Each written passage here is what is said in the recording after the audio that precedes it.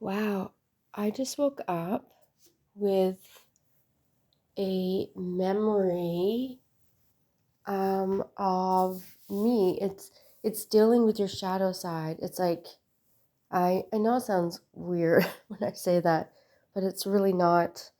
The shadow side of you is basically born when your parents start to mold you when you're younger.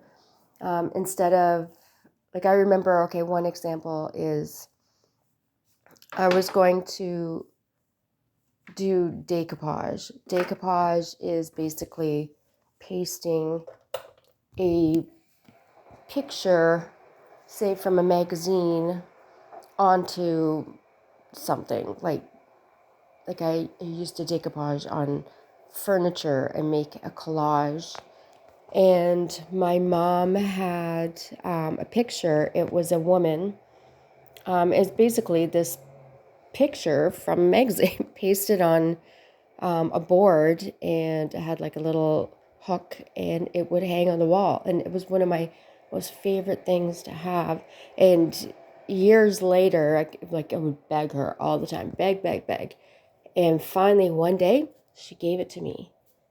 And it was really funny because I loved it, but then I realized my whole place, my whole, like everything about me had changed. It really wasn't my style anymore, so I ended up giving it back.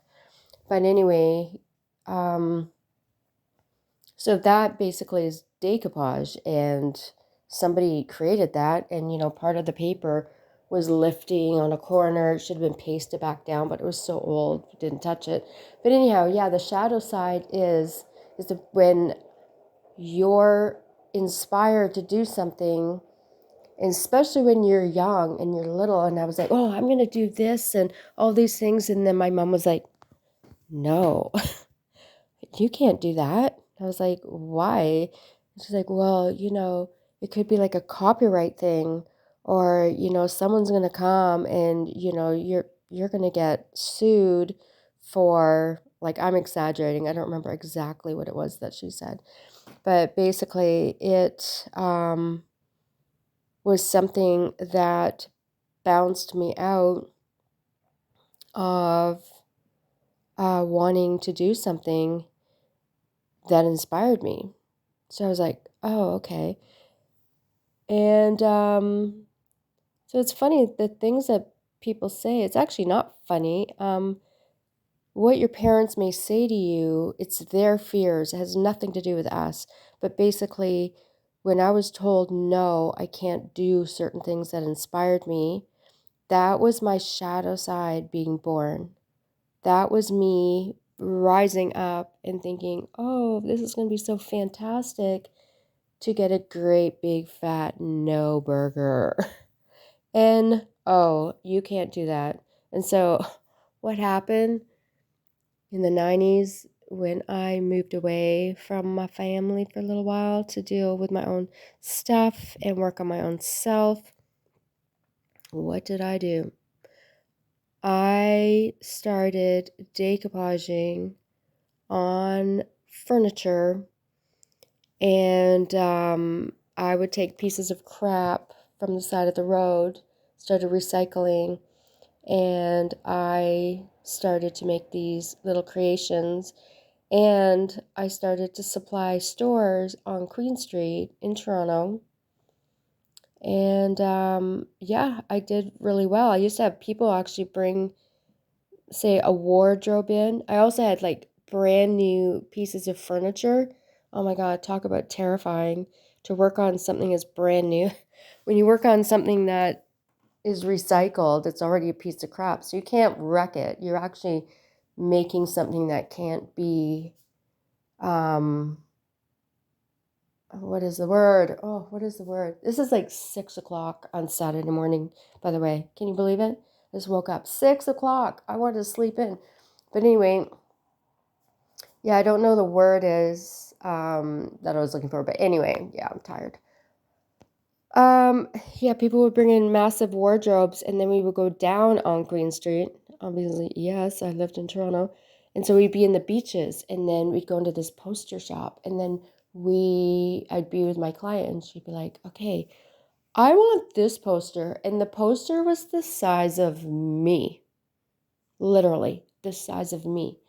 And I was going to slice that little sucker up and I was going to decoupage it onto the front panels of a wardrobe that they brought in. That is terrifying. If I screw that up, I have to go and I have to buy another poster. And these posters were a lot. I can't remember exactly how much it was, but excuse me, here's a yawn. They could have been like $50. Like, and this is in the 90s. Like, that's a lot of money in the 90s. I don't know how much that would be now. But yeah, so that's an expensive mistake. So if I mess it up, that like I'm basically out of my commission, even though I got paid a lot more, but that was a big ding out of my commission. So anyway, going back to your shadow side, if I had listened, like really listened, and allowed my inspiration or me basically to be knocked on the head, down, doot, doot, doot, with a little mallet, doot, doot, doot, knocking down, I would not have listened to the creative side of me and that inspiration when it comes at you. It's like, I was going to say, bull in a china shop because I'm Taurus the bull. Yeah, basically it was like a bull in a china shop. It's like, just get out of my way because this is what I'm going to do. And strangely enough, that memory came to me this morning. So now I don't give a flying F about what anyone says to me. I am not a rule person. Well, sometimes, yeah, obviously you have to have rules because, you know, we don't live by ourselves on this planet. But I'm the type of person who does whatever first and then begs forgiveness if I have to. Another example of that is I had two examples. One store in Peterborough was called All Funked Up. And I used to hear people when I would go in to like get a bank account for my business, and people they kept talking about it. One day I was coming home. Well, yeah, it's my second home. I was going to work and I had the radio on. What do I hear on the radio? They're talking about my store and they're trying to say, no, I did not swear. It's called All Funked Up. And so they're going on and on. That's like free advertising. That was on the radio. And then in Muskoka, the little town was a little fuddy-duddy. And so I will make a video of how this all went down. But basically, the fashion show that I had was called Naked in Muskoka. And I just went crazy. And yeah, I had all this press. Even ET Canada showed up. So yeah, I have a lot of crazy things, but here's the thing, you um, don't let anyone tell you that you can't do it.